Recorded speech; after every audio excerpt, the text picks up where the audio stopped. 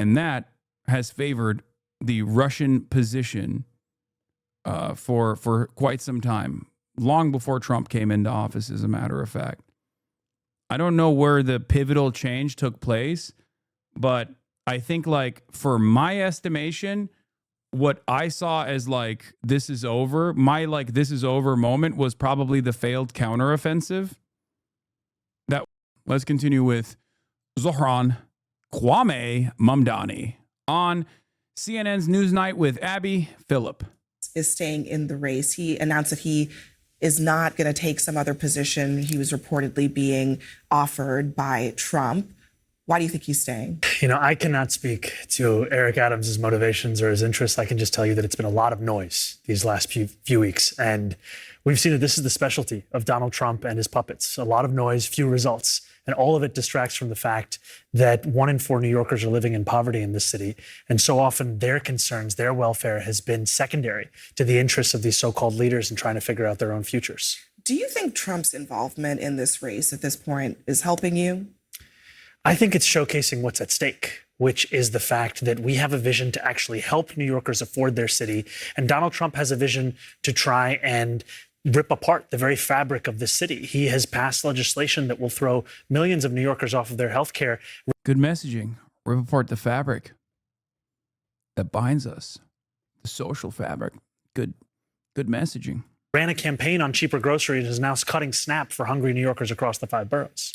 What about when Donald Trump has threatened to bring troops into New York? He's done it in Washington. He wants to do it in Baltimore, Chicago. If you're elected mayor, do you think that that's the first thing he's going to do? Because he's made it clear he's invested in what happens here. He's a longtime New York resident. He does not want to see you elected. If you are, do you expect that he'll get involved? We will prepare for every eventuality. And I agree with what Commissioner Tisch of the NYPD said, which is that we do not need the National Guard here. The NYPD can create that public safety for New Yorkers. And we've seen an example of how to fight back against this federal overreach in California, where you had the governor, the mayor, the attorney general work together to file a lawsuit that a judge recently found that the federal government was illegally deploying the National Guard there. That's the kind of partnership we need to see in New York. And yet that's exactly the opposite of what we saw when Andrew Cuomo was leading the state. So lawsuits would be your first step? I think lawsuits. I also think the fact that we look at our own law department, which has been on the forefront of some of the most critical cases in the country, and yet it's staffed at pre-pandemic levels, not even at the level that it used to be before COVID. That needs to be brought up with 200 additional lawyers. So in Baltimore, in the state of Maryland, just today, the mayor there and the governor, they're surging resources into the city to address crime, to address public safety. They're saying it's not anything to do with Donald Trump, but what are you going to do about public safety in New York? Is there a responsibility? I promise you I'm not trying to clip you here, but I've met a lot of resistance from people when I say I like you because of your takes on Ukraine. I know you don't like Putin, but what's your general opinion on Ukraine today? Ukraine is absolutely destroyed, stuck between a rock and a hard place, between being under the sphere of influence of Russia and being under the sphere of influence of Western interests. That's my opinion on Ukraine. They have every right and a responsibility to defend their own national boundaries. They have every right and responsibility to defend their own safety and security, to maintain their sovereignty. But of course, the cards are not in their favor, given the fact that they don't have nuclear arms and therefore cannot remain a sovereign nation in the current order of the world. But most people, I think most people either fall into a more like hardliner camp on this issue. I'm not pro-Russia in any capacity. And I think it's utterly unjustifiable what Russia has done in Ukraine, completely. Now, the reason why a lot of people have this kind of resistance towards what I'm saying is because I think that they've just mostly fallen for clip chimps. It's another instance of like, it's the same principle behind like people that look to my takes on Palestine, where I was correct, but too early for their own taste. So they just have like refused to reckon with that. So they just go, oh man, like it's much easier for me to believe that he was just like pro-Palestine, but not in the right way. Okay. He's just not pro-Palestine in the right way. He was like into terrorism. He must be anti-Semitic. And it's the same as like people being like, oh, he's not pro-Ukraine in the right way, or he's not pro-Ukraine at all. He's pro-Russia, as a matter of fact. There's never been a moment where I've ever approached subject from a pro-Russian lens at all. Same goes for China as well. I'm very critical of, obviously, the things that the Chinese government does that I think are unfavorable and unfathomable in certain instances, but it doesn't matter. That doesn't get across to people. The nuance of this conversation is lost because people want black and white narratives. Personal favors, he's a socialist for yeah. That's another fun one. I've seen a lot of people say you're pro-Russia because of your Crimea take. Yeah, what's my Crimea take? Me saying Crimea belongs to the Ottoman Empire first and foremost, or saying Crimea River? That's the entirety of my Crimea take. Again, not a single person ever actually looks at what I have said about Crimea, and instead just relitigates the same like totality of 8 seconds with like 3 to 5 second clip chimps that are slapped together. No one ever addresses the things that I present, the evidence that I present when talking about what has taken place in Crimea. The simplest example I can give you is, as far as Crimea goes, there's a difference between the way that Russia came in and illegally annexed Crimea as opposed to the way that Russia has illegally invaded the rest of Ukraine. Okay? And the Crimea conversation is no longer even anything but an afterthought at this point anyway, because the American government has already entertained the legal recognition of Crimea as annexed Russian territory, and that's not even a contentious point in the negotiations at this in this process. The contentious point is whether or not Russia gets to take over even more territory that it hasn't militarily conquered in eastern Ukraine.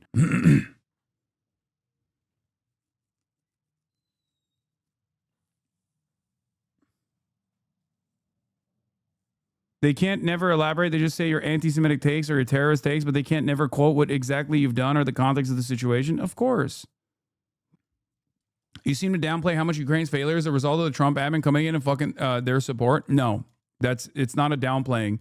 It's an accurate assessment of events that unfolded far before Donald Trump came into office. This is, I think, what maybe liberals are trying to arrive at. They're saying like any moment the victory was imminent for Ukrainian defenses. And then Trump came in and stood up. Did Trump actually accelerate? Certainly. I do agree with that. He did. He accelerated the situation in favor of Russia, 100%. No one could argue against that. Having said that, however, the Russian invasion, after the imminent failure, like the immediate failure, failing to destroy all of Ukrainians' anti-aircraft defenses, and failing to take over the capital, ultimately through a battle of attrition, quickly turned into one that favors Russia.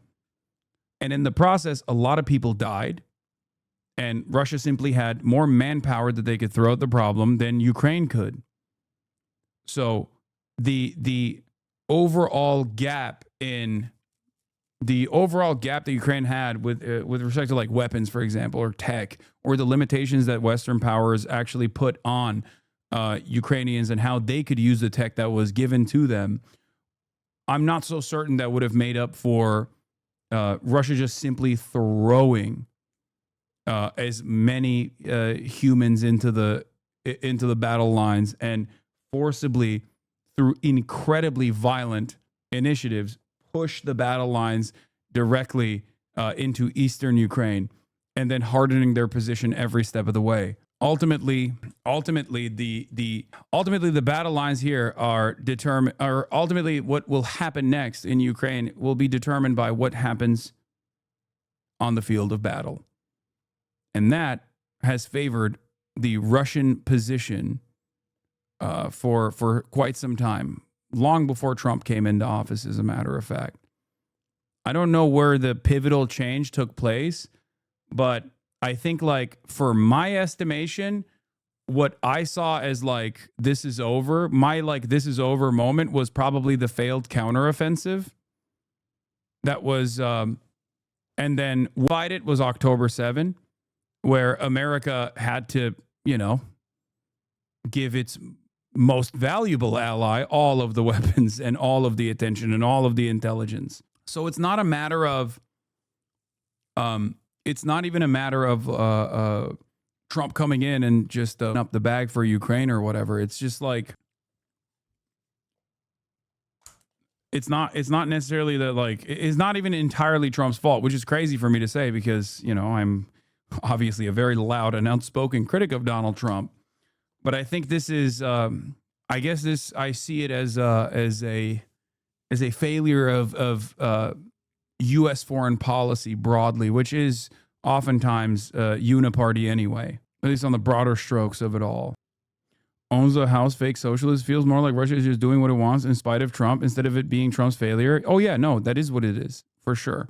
Absolutely. Russia is doing exactly what it wants in spite of Donald Trump's attempts, because Donald Trump's an idiot who thinks that Vladimir Putin actually respects him. That much is clear, because if that wasn't the case, I think he wouldn't have undermined our proxy in this, the Ukrainian leadership, so aggressively on the global stage. That was crazy to me. That you would anyway, let's get back to Mamdani. Come on. But what are you going to do about public safety in New York? I mean, is there a responsibility that you would have to actually make the city safer for New Yorkers, to address those concerns that are very real? Absolutely. That is one of my primary responsibilities. And it's interesting that you actually mentioned Baltimore, because you can see in Baltimore that they've managed to bring down the number of homicides and shootings through an understanding of the very different tools you have to implement to actually confront the scourge of gun violence. Here in New York City, I would work alongside the NYPD to create that public safety and also invest in existing infrastructure we have here that is not at the full scale it could be. Infrastructure that has been shown to reduce shootings by up to 40%, and it goes by the name of the crisis management system. You've said you wanted to debate Donald Trump. A lot of people ask the question, are you and Donald Trump more similar than maybe you might want to let on? And specifically on this issue of socialism, even Trump's own allies, his fellow Republicans like Rand Paul, have suggested that some of his policies are socialist in nature. He took a stake in Intel in exchange for U.S. government funds. Donald Trump is not a socialist. That is crazy. Oh my God. This country is so busted, dude. I don't know what to say. It's just maybe a national socialist, and those guys weren't socialist at all. As a matter of fact, quite a lot of similarities with Adolf Hitler and Donald Trump. Revoking citizenship to millions of people, or creating concentration camps to hold millions of people that are currently living on U.S. soil. That's pretty similar to the National Socialist. And also presenting himself as a left populist on economic policy for the chosen Americans, legacy Americans, Tucker Carlson calls them, white Americans. That seems quite a bit like the National Socialism, and also deeply antagonistic towards the socialists and the communists and the trade unionists and everyone else. That is a key part of the National Socialist identity, and Donald Trump has that as well. So I guess he's more of a national socialist than a socialist at all, considering that the historic National Socialist movement was not exactly socialist and was deeply antagonistic to socialism, very violently, openly. People have called that socialist. Do you think that that's a good idea? I think that Donald Trump and I have one thing in common, which is that we talk about the need for cheaper groceries. The difference between the two of us is that I'm actually going to deliver on that. And that's what I think is so frustrating, is that he spoke to the needs that New Yorkers had, that Americans had. They truly believed that his promise of a cheaper and a more affordable life was possible, but he's shown no interest in that. You look at his economic policies, they have exacerbated that crisis. But first of all, do you think that there are some things that Trump has done that are more socialist than capitalist? I don't think there is much that Donald Trump does that can be understood through the idea of ideology. I think he does whatever it is he decides to do each and every day with his own. The only thing I would say in this process, it's something that Bernie has said as well, which is that like any kind of initiative that any kind of initiative that people take, okay, that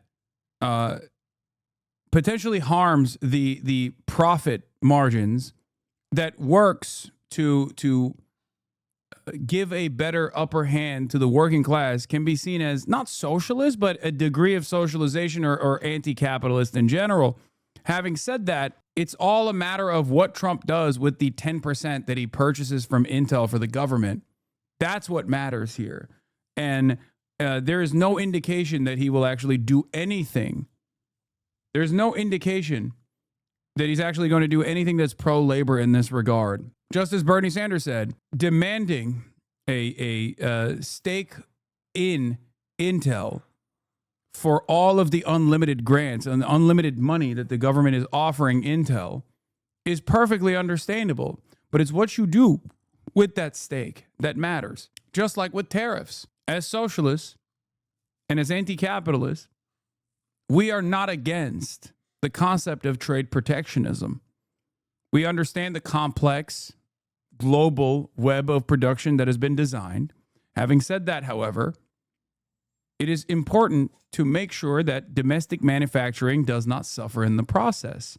Many mistakes have been made in the direction of global finance that has harmed the American heartland. Look no further than these ghost cities that now exist everywhere. Cities that used to play a formative role in American manufacturing now have been reduced to rubble. We must reverse these mistakes. Having said that, however, this requires bold, radical change to build a robust industrial base here in the United States of America. And in the absence of that, simply engaging in this false trade protectionist attitude has clearly been an abject failure. It's ruining the economy. If you have no real trade to protect, if you have no real manufacturing to protect, and not just manufacturing, that means you will have low-paying jobs in every city, in every state, but manufacturing that will bring back jobs that are unionized, that have great wages, great benefits, the real kind of jobs that made America the giant of manufacturing post-World War II in this boom that we experienced and benefited quite greatly from. A real redistributive policy. These are the things that America needs. These are the things that America needs, but Donald Trump will never deliver on. Less regulations is not a good thing. Wait, what? I never said that, but okay. Mind as the centerpiece of On the rent stabilization, on the impact of your proposals on housing. But my question to you is... Oh my God, everything is framed so negatively. It's crazy. Everything is so negatively framed. God damn. Yeah, what about the mom and pop landlords, she says? Like, look, dude, we got to run this again. Hold on. that crisis. But do you, I mean, first of all, do you think that there's much that decides to the rent this city and own mind as the centerpiece of on the rent stabilization, on the impact of your proposals on housing in this city? There's a lot of concern that it'll cause people to leave, that it'll cause, dilapidated housing, that it'll cause landlords to go out of business. But my question to you is, how interested are you in working with or talking to the private sector on some of these issues? Are you flexible? I'm going to keep it $1.50. If someone wasn't even remotely worried, they would just say, look, man, for far too long, we've propped up these businesses. Okay? These businesses that require paywalling something that people need, shelter. Okay? We don't treat housing like any other security, even though we don't treat housing and people who provide housing, which is a ridiculous thing to say to begin with, but people who provide housing as people engaging in any other business. When businesses fail, they fail. But for some reason, when people are providing housing, we don't treat that as a business that could just fail. Okay? It's completely out of whack. If these businesses fail, we take them over. It's that simple. Okay? If these businesses do not abide by the standards that we have set to improve the welfare of all these tenants, then sorry, we take them over. It's that simple. For far too long, there have been no government intervention in the field of housing, and the only intervention has been at the behest of capital owners. We need to look at this situation with honesty. We need to recognize that the overwhelming majority of Americans are renters. They're not owners. Okay? We have a real home ownership crisis in this country. Homes are seen as the only way for upward social mobility. Not to get Chinese with it, but in the words of Xi Jinping, houses are for shelter. They're not for speculation. It's that simple. Even an animal in the wild needs shelter. And we treat our own citizens, we treat our own neighbors in ways that we wouldn't even treat an animal. You see a dog out on the streets in the cold, and you bring the dog home. You try to offer the dog food. But when it's a human being, we literally just like walk past them. Now, my argument isn't to make it everybody else's problem individually, because I'm not a liberal. My expectation is not that every single person on their 9 to 5, on their daily commute, turn into a social worker in the process for a brief moment when they see someone experiencing like a mental health crisis. My solution is this is a systemic problem and it requires systemic solutions. This is not something that regular citizens are supposed to deal with. Okay? This is not a responsibility that like average Americans are tasked with shouldering. The responsibility of good governance, you know? We need housing for these people. We need permanent shelter for these people. They're human beings. It shouldn't be left up to charity either, because obviously Americans are the most charitable force on the planet, right? By the numbers when you look at it. And yet these problems persist. So clearly, if we're not insane, clearly, if what's the fake Albert Einstein quote? The definition of insanity is doing the same thing 1,000 times and expecting different results. We're not insane people. We need to do something different. That's what I suggest. In some of your views for what the solution might be to housing costs, or what the solution might be to a lack of inventory, or do you think that they can't be part? I know it's false. That's why I said Einstein did not say that. It is falsely attributed to Einstein. Guys, I said that already. I know. Why do you guys never hear me? It's a fake quote. It doesn't also make sense because you can't bathe in the same river twice. It is impossible to try the same thing 1,000 times and expect different results, because it is literally impossible to try the same thing over and over again 1,000 times. By the virtue of trying the same thing over and over again, you have become a different person. You have become better at trying the same thing. Okay? Yes, I know the Lenin quote is fake too. It's falsely attributed to Lenin. Part of the solution. I think that every New Yorker can be part of the solution. And I am not only interested, but committed to having conversations with New Yorkers across the political spectrum. And I think for too long, leadership has been defined as someone who surrounds themselves with people who are quickest to say yes to each and every idea. You have to actually encourage and create space for disagreement, because that's what gets you the outcome of results. And when we talk about freezing the rent for the more than 2 million New Yorkers who live in rent-stabilized housing, that happened 3 times before under the previous mayoral administration. New York City is still standing. A bigger picture question. Tom Suozzi, he's a representative from here in New York. He often talks about you and Trump in the same sentence. But the suggestion there is that you know how to diagnose a problem, which you have on housing, on food, on childcare. But the solution that you're offering is all too simple. It's overpromising and in ways that you cannot deliver. Is there a risk that you might overpromise New Yorkers on things that you can't execute on? I would call him a colleague, because we are part of the same party, the Democratic Party. And as Ed Koch said, a former Democratic mayor of New York City, that if you agree with me on 9 out of 12 issues. No, man, you can absolutely try the same thing again without learning it all. No, it's impossible. No, literally. You will always marginally improve or get worse, but it will not be the same. by virtue of repetition, you have actually you have actually changed, okay? By even simply attempting something, you have actually changed. The only time where you're looking at an attempt is like maybe in math. Like that's it. But it can never be the same. You as a human, bro, math doesn't work that way. Yeah, no shit. I'm not talking about math. I'm talking about human beings.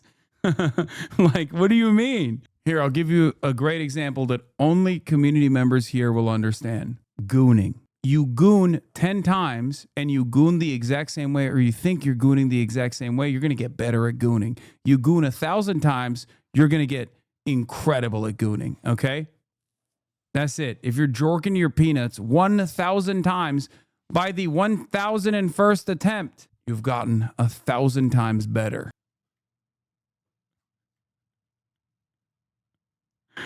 That's a live pro gooner here. You get worse as you go. Yeah. I read this with Outliers by Malcolm Gladwell. Yeah, that's what he was talking about. Gooners that put in 10,000 hours become rank 1 gooners. Gooners that only put 10 hours are still better than gooners who haven't put 10 hours of work into gooning. They got a long way to go until they're ranked, though. You feel me? Vote for me. 12 out of 12, see a psychiatrist. We have to have room for disagreement within a party. Otherwise, we just become a monotone that doesn't accept the innate tension of people coming together. And this vision that we have for New York City, it's one that speaks to the scale of this crisis, much in the same way that when the former administration of New York City looked at childcare, they talked about developing universal pre-K. Many people thought that was unrealistic. Now it is a fact of life here in New York City. That is going to be the same, not only for freezing the rent, not only for making buses fast and free, but for universal childcare from 6 weeks to 5 years of age. A lot of polls saying different things, but I think the gist of it is that, you know, in the race as it stands now, you've probably got about a third of the electorate in the city. First of all, if it were a two-man race between you and Cuomo, do you think for sure that you can win that race? Absolutely. And I would tell you that I spent many months, including some where I was here on this show with you, where I was running for mayor in the Democratic primary, and we were told time and again it was inevitable that Andrew Cuomo was going to win the race. I was at 1% early in the spring of this same year, and then we won the race. Wait, what? Oh, you clipped it already? You goon 1,000 times, you will be 1,000 times better? Okay, you guys need to stop. By 13 points with the and most. And by that, I mean immediately stop everything and put that on TikTok with a Aura farm. Okay, Clippers, get to work. You got to do an Aura edit to that instantly. Votes in primary history. So we are very confident about defeating Andrew Cuomo, just like we did in June. And what is outrageous to us is not the question of the implications of these machinations on the race. It's what they show, the blatant disregard that so many of these politicians have for the welfare of working class New Yorkers, 1 in 5 of whom can't even afford $2.90 to ride the bus. Your democratic socialism has been just the center of everything that people talk about. But in this country, there's a big debate about the wealthy, the uber wealthy, the gap between the rich and the poor. Just this week, Tesla offered a pay package to Elon Musk that would potentially make him a trillionaire. Do you think trillionaires should exist? I think. What are these questions, man? What are we doing? I mean, that's a softball, but even then, like what are we doing? Look at how we've moved beyond like should billionaires exist or should trillionaires exist? It's like things are so bad and they're only going to get worse. What is this? One of the most infuriating elements of liberal discourse today is the active erasure of the historic roles abolitionist and socialist movements have played in creating some of the few livable and often iconic aspects of America, including but not limited to liberalism itself. Yeah. Wait. Oh, yeah. I saw this one. This one was crazy. This is not even a question. It's an attack. And we're going to be tuning in when they go live. The better question is whether working people should exist, because what we're seeing right now is amidst this incredible wealth, we have people who are keeping the city running that have to now live outside of the city, outside of the state. There are New Yorkers who are living in New Jersey and Pennsylvania and Connecticut because they just can't afford to live here. Amidst all of that, we have talk of trillionaires. I mean, it tells you where our political priorities are.